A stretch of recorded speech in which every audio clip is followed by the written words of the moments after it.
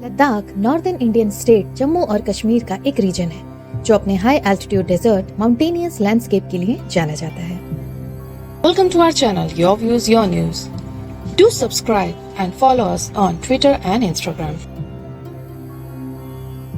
यह रीजन अपनी harsh dry desert climate and distinctive culture and religious traditions के लिए जाना जाता है, जो तिब्बत और सेंट्रल एशिया से इसकी निकटता से इन्फ्लुएंस्ड है।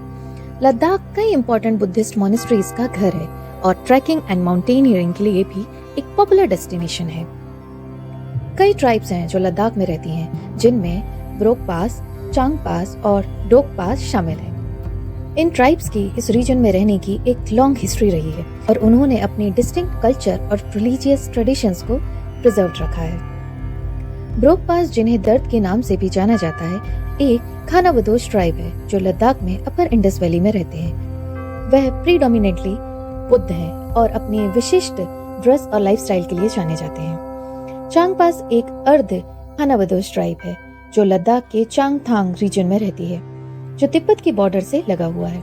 वह मुख्य रूप से बौद्ध हैं और अपने याक और भेड़ चराने के लिए जाने जाते हैं। ड्रोक पास, जिन्हें खानाबदोश में भी जाना जाता है, एक अर्ध खानाबदोश ट्राइब है जो वेस्टर्न हिमालय में रहते हैं और अपने distinctive dress and wool, pashmina और अन्य प्रोडक्ट्स की ट्रेड में उनकी भागीदारी के लिए जाने जाते हैं। एक नजर डालते हैं लद्दाख के इतिहास पर। लद्दाख की एक लंबी और कॉम्प्लेक्स हिस्ट्री रही है जो 2000 साल से अधिक पुरानी है। सीई की शुरुआती सेंचुरीज में यह रीजन चाइना, सेंट्रल एशिया और इंडियन सबकॉन्टिनेंट को जोड़ने वाले एक एक्सटेंसिव ट्रेड नेटवर्क का हिस्सा था। लद्दाख तिब्बतन प्लेट्यू के बुद्धिस्ट किंगडम से भी इन्फ्लुएंस्ड था और इसने पूरे रीजन में बौद्ध धर्म के प्रसार में भूमिका निभाई। ऐसा माना जाता है कि Ladakh 9th and 10th century में एक इंडिपेंडेंट स्टेट के रूप में उभरा था, जिसकी कैपिटल लेह के पास शे में थी। स्टेट पर तिब्बतन बौद्ध किंग का रूल था और तिब्बती कल्चर और रिलीजन के स्ट्रॉन्ग टाइज के लिए जाना जाता था। लद्दाख ने साउथ में कश्मीर स्टेट और वेस्टर्न तिब्बत में गुर्गे किंगडम के साथ भी क्लोज रिलेशंस बनाए हुए थे। यह रीजन अपने स्किल्ड क्राफ्ट्समैन के लिए जाना जाता है। Produced high quality woollen textiles, metal work and thangka painting and for its vibrant religious festivals and rituals के लिए भी जाना जाता है। लद्दाख बौद्ध लर्निंग के एक इम्पोर्टेंट सेंटर के रूप में कार्य करता रहा है, जहां कई इम्पोर्टेंट मॉनेस्ट्रीज एंड स्कॉलर्स स्थित हैं। अराइवल ऑफ इस्लाम इन लद्दाख। मुगलों ने लद्दाख की देखरेख के लिए एक गवर्नर अपॉइंट किया और रीजन में मुस्लिम्स के बसने को एनकरेज किया। हालांकि लद्दाख मुख्य रूप से बुद्धिस्ट रीजन रहा है। लद्दाख के बुद्धिस्ट किंग ने भी कुछ इस्लामी प्रैक्टिसेस को अपनाना शुरू किया, जैसे कि पर्शियन लैंग्वेज का यूज और सर्टेन टाइटल्स और कोर्टली कस्टम्स को अपनाया। 18th सेंचुरी में मुगल एम्पायर के डिक्लाइन के बाद लद्दाख ने मुगल कंट्रोल से एक्चुअल इंडिपेंडेंस प्राप्त की। लद्दाख के बुद्धिस्ट रूलर्स ने अपने स्टेट को बाहरी खतरों से बचाने के लिए नेबरिंग पावर्स का समर्थन मांगा। इंडिया और तिब्बत था। इनके बीच ट्रेड एंड डिप्लोमेसी का एक इम्पोर्टेंट सेंटर बन गया। तिब्बत के साथ लद्दाख के रिलेशन बहुत ही घनिष्ठ थे। यह रीजन इंडियन सबकॉन्टिनेंट के साथ Tibetan trade and cultural exchange के लिए एक इम्पोर्टेंट गेटवे के रूप में भी काम करता रहा।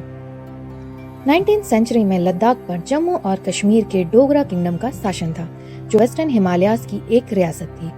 डोगरा रूलर्स, जो हिंदू थे, इस रीजन को अपने स्टेट के निकट लाने की मांग की। डोगरा किंगडम के अंदर लद्दाख कल्चरली और रिलीजियस रूप से एक अलग रीजन बना रहा और इसकी बौद्ध परंपराएं फलती फूलती रहीं।